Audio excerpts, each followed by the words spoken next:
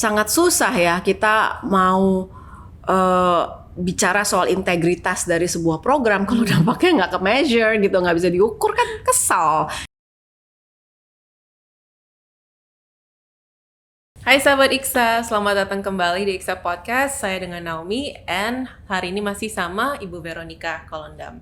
Ibu Veronica, tadi kita sempat bicara tentang transparansi, akuntabilitas, dan sustainability. Kenapa itu penting untuk yayasan atau sebuah organisasi. Nah, kita yang lebih mau mendalamin tentang Ibu Veronica sendiri yang sudah melakukan banyak dampak dan juga banyak memberi. Sebenarnya di Wirsos itu apa pentingnya dari memberi dan dampak apa yang kita ingin lihat dari pemberian? Kalau dampak dari pemberian udah pasti sustainability program kan, ya. Tapi sebenarnya pemberi itu givers ya. Mereka melihat sebenarnya misalnya yang paling praktis. Misalnya ada audit report apa enggak gitu kan. Artinya ada pihak ketiga. Ya kan, yang menyatakan bahwa satu organisasi ini melalui satu proses governance. Itu penting tuh. Karena governance kan turun dari dalam keluar. Governance itu jadi di dalam, dari board. Kalau di Indonesia ini kan 3 board system ya. Pembina, pengawas, pengurus gitu. Nah, ini kan board di dalamnya aja governance-nya itu ada aturan dasarnya kan dari undang-undang yayasan kita tentunya. Dan governance dari kita ke pihak luar atau partners atau givers itu juga ada lagi gitu, a set of governance. Nah, ini yang selalu menjadi checklist dari partners. Definitely audit report. Lalu mereka biasanya ngelihat bukan cuma setahun tapi bisa 3 tahun sebelumnya dia ngelihat konsistensi gitu. Dan juga ngelihat dari dampak yang memang kalau kita sih dampak ini dampak yang orang yang kita layani ya. Dampak istilahnya ya social impact-nya. Ya kan? Social impact-nya itu juga ngaruh sih buat partners gitu. Mereka melihat itu berapa yang dilayani, berapa yang berubah, berapa yang menjadi masuk dari tidak mampu misalnya ya. Moving people from $2 poverty, misalnya dengan per capita income cuman $2, ini standarnya World Bank. Kita membawa mereka ke standar misalnya $8 per capita income, artinya berdasarkan World Bank juga, bukan berdasarkan Indonesia, kemiskinan Indonesia. Itu kan mereka udah masuk ke level aspiring middle class, baru mau ke middle class, baru aspire to gitu ya, tapi udah di ujung kemiskinan gitu, which is better. Nah, itu yang kita lihat. Kalau kita sebagai organisasi bisa men-track dampak yang kita capai, setiap dolar yang mereka donasikan, artinya misalnya kita bisa itu jelas kan.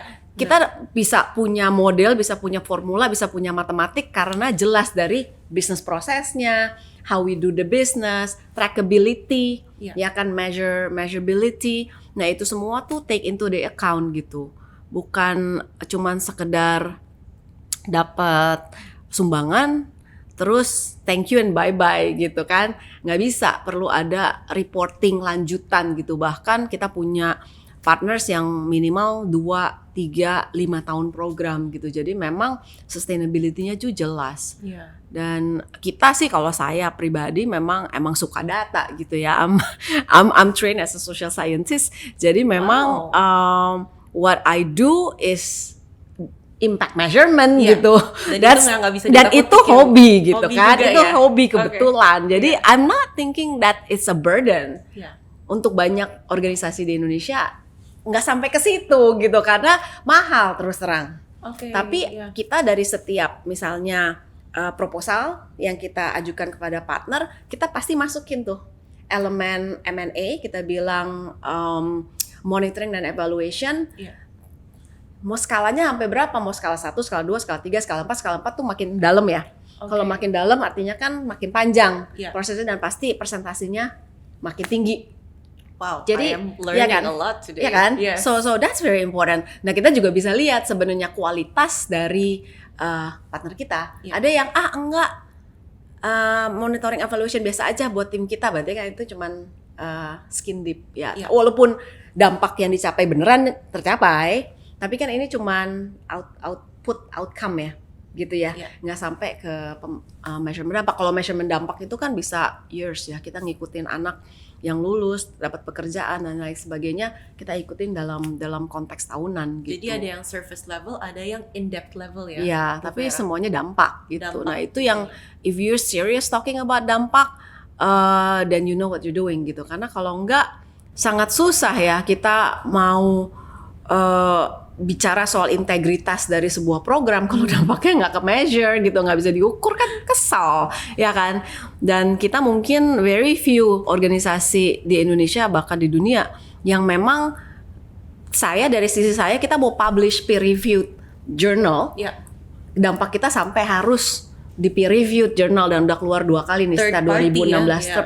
dan bukan third party satu orang, collective of ya kan, namanya peer reviewed kan. Iya. Jadi kita udah dapat 2 dari jurnal pertama kayak ekonomi humaniora lah kalau istilahnya tuh ya, human interest. Sama yang kedua yang terakhir yang paling tahun 2022 kalau nggak salah ya, itu throughout the COVID itu go back and forth proses untuk journaling kita punya dampak itu akhirnya masuk di jurnal I think entrepreneurship. Jadi itulah yang kita lakukan kan. Iya. Di yayasan kita memberdayakan pendidikan, lewat pendidikan sama memberdayakan ekonomi Ekonominya. ultra mikro ya, keluarganya supaya si anak bisa lulus sekolah, bisa sekolah tinggi sehingga membawa keluarga masuk dari kemiskinan $2 ke kemiskinan $8. Wow, sahabat Iksa bisa dengar nggak ini seberapa passionate-nya Ibu Veronica membawa dampak untuk pemuda dan juga keluarga di Indonesia. Nah, pentingnya dampak ini, Bu, saya tadi ingin lebih mendalamin tentang governance dan audit yang Bu Vera pernah ngalamin sendiri. Nah, di governance dan auditing report itu ada tantangan apa, Bu, dari sebuah organisasi? Wah, disiplin. Itu disiplin loh. Yang memang kalau audit kita udah tahu lah ya, itu kan terjadi tahunan nih, financial audit ya. Kalau dari sisi business excellence, doing things well, kita kan masih measurementnya pakai standar ISO ya. ISO. Nah, it was 2008. Was it 8? Nggak selama itu, mungkin 2000, udah lupa, pokoknya lama deh. Saya kepengen, it actually maybe that long ago. 2008, 2009 mulai berpikir tuh, kalau kita bilang kita bagus, menurut siapa gitu kan? Menurut lo? Apa menurut orang lain? Menurut ini pribadi kan, itu ya kan? Nah, kita siapa? going through the entire auditing itu pendisiplinan, the way you do your work ke tim, dan itu kita perlu persiapan nih, belum audit ya. Persiapannya aja 2 tahun. Wow. Dibenerin sistemnya ini, disiplin mesti ada trail of, unfortunately paper trail, tapi sekarang udah digitalisasi lah ya. Iya.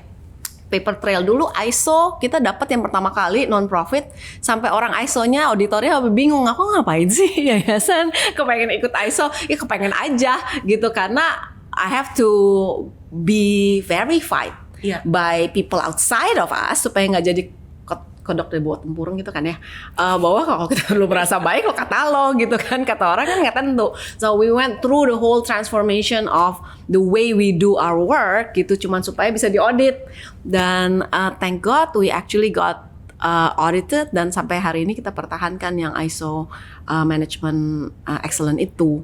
Dan itu penting kan, itu dari the way we do business, the way we do our finances, itu dari audit. Dan sebenarnya yang lebih menarik lagi, tapi ini mungkin aku bicara lebih untuk titik sekarang sampai ke masa depan, yang kita harus audit adalah impact. Impact yang kita semua, social enterprise atau pelaku di bidang sosial inilah ya, yang ngaku-ngaku dampak, bahkan Fortune 500 companies yang merasa katanya udah net zero, ini kan mesti diaudit dong. Pernyataan seperti ini harus diaudit. Nah, ini impact audit. Now, this is gonna come very seriously, dan sekarang sudah terjadi.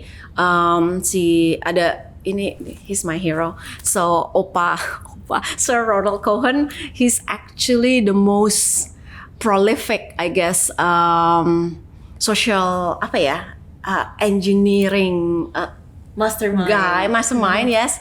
He's talking about social enterprise dari sejak tahun 60. Nggak ada kan yang ngomongin social enterprise. Well, Not entirely true. Muhammadiyah actually udah bicara dalam konteks social enterprise 1908, tapi nggak dibahasakan dalam bahasa social enterprise gitu kan. Is the term. Tapi si Opa ini 1960s dia udah bicara soal the potential of social enterprise, that social economic revolution 4.0. Nah itu yang buat banyak negara ya baru mahamin Indonesia. Mungkin waktu kita bicara soal social enterprise, aku baru ikut program social enterprise aja di INSEAD 2008 gitu. Wow, deng gitu kan. Yayasan kita berdiri tahun 99, kita dirikan juga beberapa perusahaan. Berpikir kalau gue nyari duit di sini kita lempar aja profitnya untuk kegiatan sosial. Kan udah berpikir dalam sustainability, tapi kan there's no word for us, there's no term. Dan 2008 pas aku ikut program di INSEAD, I was like, oh my god, there is a word for us which is social enterprise, kewirausahaan sosial itu kan. Barusan kita memasukkan diri ke dalam bisnis modelnya social enterprise. Okay, that makes sense gitu. Nah, sementara si Opa udah ngomong dari 60s. Now he's actually talking about impact of audit impact itu dengan Harvard Weighted Impact Center. Itu dia bikin dan dia pertama kali memeasure semua Fortune 500 companies yang klaim bahwa mereka net zero. Dia lihat bener perhitungannya apa bener net zero apa enggak, dan mereka mau merally of course the big four, EY, KPMG, name it, siapa aja sih auditing company, supaya bukan cuman mengaudit finance-nya tapi mengaudit impact that you claim. Audit impact audit sama social entrepreneurship, social enterprise. Nah, kita juga lebih mau tahu sebenarnya mendalamin tentang ICSA. We are not an auditing firm. Kita bukan organisasi yang mengaudit organisasi lain, tapi we're gonna find out what ICSA actually does and how we can do it together di episode selanjutnya. Stay tuned sahabat ICSA. Jangan lupa untuk like, comment, and subscribe. Yay.